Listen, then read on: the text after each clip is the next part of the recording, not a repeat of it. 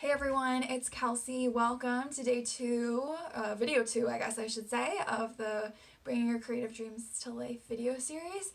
I'm really excited for this one. This is the meat of it. Today is all about self-doubt and imposter syndrome. So we are not going to get to every single thing on this topic in this short video, but we're going to do what we can. So, self-doubt. This is what stops us. I lump like perfectionism, procrastinating, all of that into self-doubt. And that's basically anything, any thoughts, any feelings of, I can't do it, I'm not good enough, my work sucks. Anything, truly any of those negative thoughts you've had. I may as well not even try. There's plenty of other people doing this. Why should I bother? I'm too old, I'm too young, no one will listen. I could go on, but you get the picture. Those thoughts that we have about why we can't bring our creative work to life, but even beyond our creativity, why we can't do the things that we want to do. These are the reasons we give ourselves.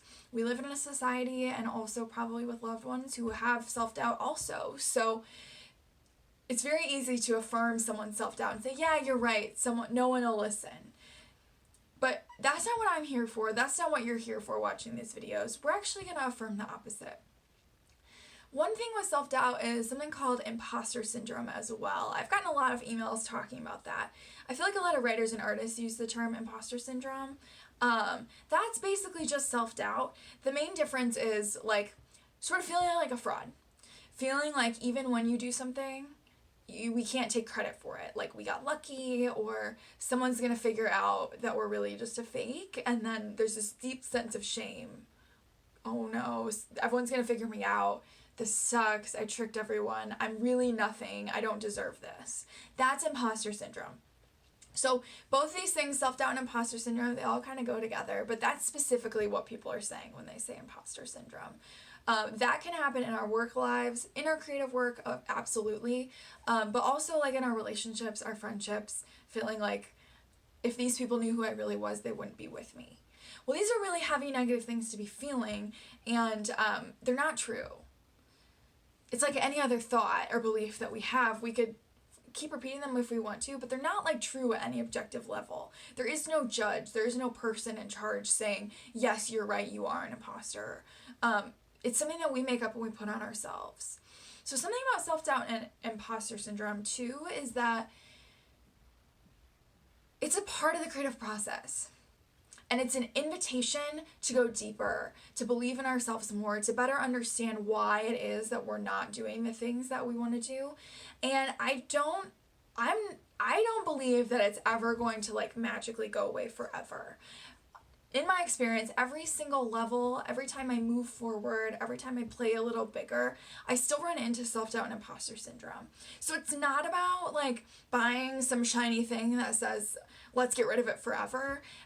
In my opinion, it's about developing the tools to notice when it's really your self-doubt talking and not you, and developing tools and using those tools to clear it and move through it and learn what you're supposed to learn from it so that you can move on. And then repeating that over and over infinity in this life. But it gets easier and easier, I promise. So never fear. In the homework, I have a link to some articles on famous people that you know, that you believe are talented, that you think probably never have any self-doubt. Pretty much all of them experience imposter syndrome at one point or another. They'll win an Oscar and then on their next movie set start to panic. Like, they're gonna figure it out that I'm not a good actor. Meryl Streep is in some of these articles. Maya Angelou has a famous quote about feeling like she's gonna get found out someday for not being as talented as people think she is. And of course, we all know that's not true, you know, us on the outside looking at Maya Angelou, but it's something that artists experience and that people experience. So it's an invitation to dive deeper. I also consider it like an initiation. Like, think of the people who never, I think there's very few of them, but think of someone who would either never or rarely experience self-doubt. What is their life like? They're probably either extremely grandiose about everything and cannot take criticism or feedback, not really who most of us, the vast majority of us are, who we want to be. Another one is people who aren't really trying to grow or learn or change. If we get stuck in a rut and just keep doing the same things over and over again and aren't interested in changing, yeah, maybe there's less self-doubt there. But if we're growing and reaching new heights and creating cool things in the world and trying to play bigger than we were before, self-doubt's going to happen. So I like to think of it as, you know those hiking backpacks that you can bring your pet in? I kind of think of it as like a really yappy dog in a backpack that you carry around all the time, 24/7. And it's with you, and it's not necessarily that heavy, but it's there. And sometimes it's really, really loud. But it's also not really, doesn't have to stop you. Yes, you could sit down with your backpack and wait for it to be over, but you could also keep going. It takes a little more bravery and patience to do that, though.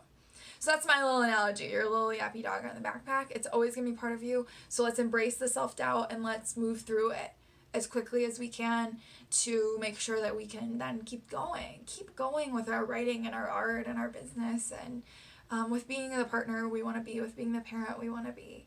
So I promised an exercise today, how to move through imposter syndrome in 10 minutes. So this is one of the tools that I use all the time to move through pretty much anything in my life. It's called EFT, Emotional Freedom Technique, commonly known as tapping. So I've never taught it online before, so I guess we're going to see how this goes today. Grab a water. Pause the video and grab a water. And restart it when you come back. The thing about tapping, it's sort of a cross between acupressure, meditating, affirmations, and chanting. But it clears energy through the body. We really are going to move through some energy here together. And so kind of like a massage, it's always recommended that you drink some water. And one more thing, if you find yourself like yawning a lot during this, I yawn a lot when I do tapping, that's a release of energy. So that's actually not a bad thing or a weird thing. Okay, so we're going to do some tapping on imposter syndrome. So what we're going to do, I'm going to tap different places on my body and say things. And you're going to sit at home and you are going to do the same. You're going to follow along. Feel free to replace any words I say with your own. You can if this is your first time tapping, you may want to just follow along. But you can also just get into your own groove and say your own things. Pretty much we're going to start off saying all the like kind of negative imposter syndrome type things. And then our energy shifts as we hear it out loud and as we're tapping on it, our energy will shift. You will feel that. And so then we'll move into a little more positive statements and we'll sort of clear that energy away. All right, enough explaining from me. Let's get started.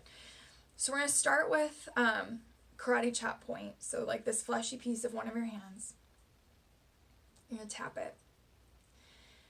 And this is on imposter syndrome, what we're doing right now. So that's what we're going to focus on.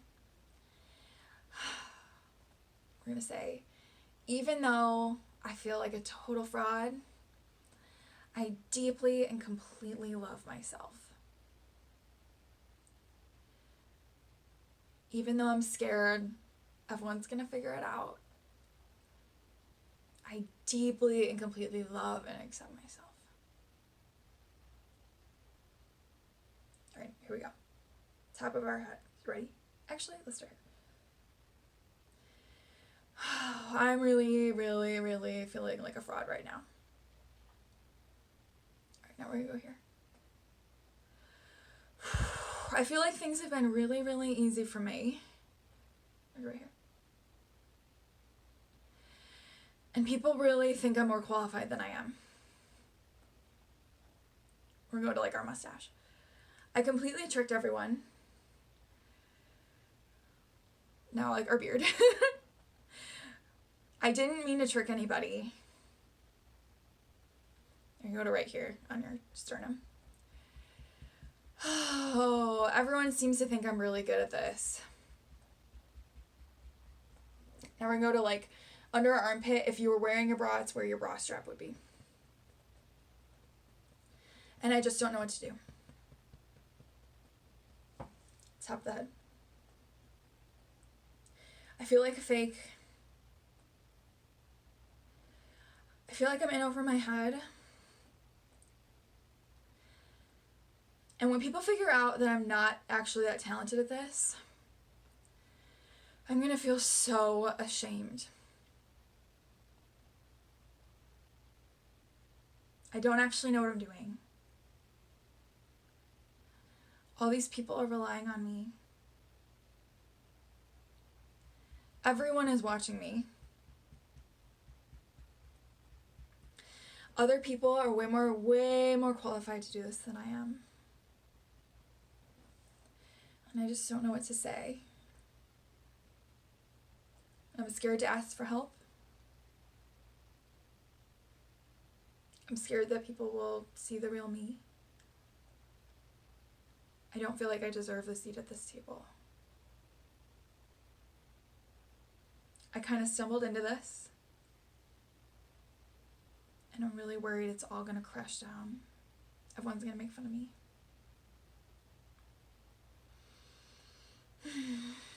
All right, now we're going to shift a little bit. Keep tapping with me. Now that I say all that out loud, it's possible that I am somewhat qualified. Maybe more qualified than I give myself credit for. It's unlikely that I could have tricked so many people, especially when I was never trying to trick anyone in the first place. There have been times when I've worked really hard. And I don't always give myself credit for that. I've had to push myself out of my comfort zone multiple times. And there are so many other metrics of success in addition to how hard I worked. It's okay that I'm not completely perfect. It's okay that I'm not necessarily the expert. I don't actually have to be the expert. That's a lot of pressure to put on myself. And I never really wanted that anyway. I can just show up as myself and do my best. I can ask for help when I need it. I don't have to feel like I'm in over my head all alone on this island. I'm capable of doing this.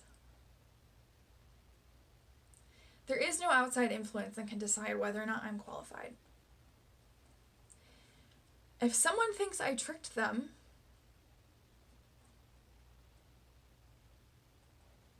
that's unfortunate. It was never my intention. And honestly, most of these self-doubt is coming from me, not from other people. So it's safe to let it go. It is safe for me to shine. It's safe for me to show up fully right now as I am. It's safe for me to take credit for my accomplishments. There's always more to learn. There's always more to do. And when I'm being my real self, there's no one to fool. I don't have to fool or deceive anyone. It's just not part of anything I have to do. I've got this. It's time to claim ownership. And I love myself. And I'm proud of my accomplishments. And I can move forward with ease and with grace.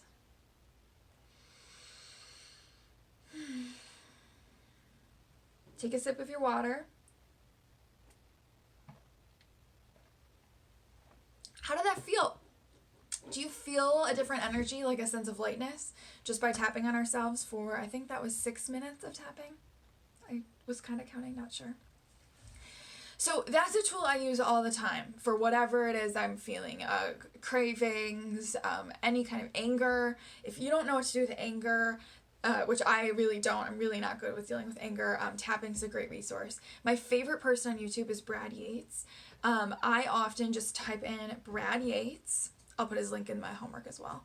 And then I put whatever issue I'm dealing with. Brad Yates, self-doubt. Brad Yates, binge eating. Brad Yates. I pull out my hair and my eyelashes when I'm stressed. He actually has a video on that.